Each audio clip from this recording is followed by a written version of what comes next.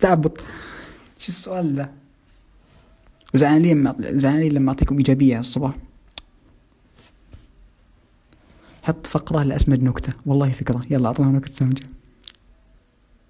نشحذ آية ربي الصحديث. لا، ما توصل والله. أقرأها الحين لكم. بسم الله.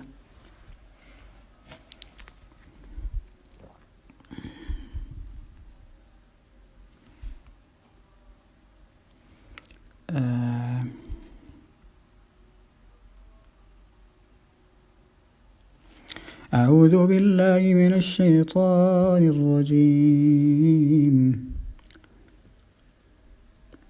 قال رب اشرح لي صدري ويسر لي أمري واحلل عقدة من لساني يفقه قولي واجعل لي وزيرا من أهلي هارون أخي أشدد به أزري وأشركه في أمري كي نسبحك كثيرا ونذكرك كثيرا إنك كنت بنا بصيرا.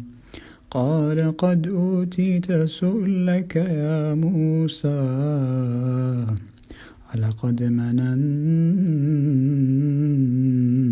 عليك مرة أخرى إذ أوحينا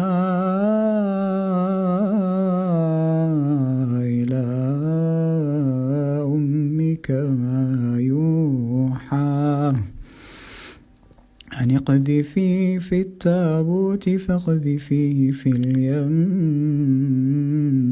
فليلقه اليم بالساحل يأخذه عدو لي وعدو له وألقيت عليك محبة مني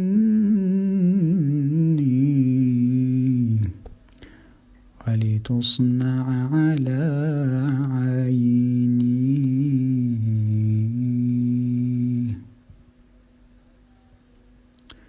الله أكبر. لا، بس صدق الله العظيم.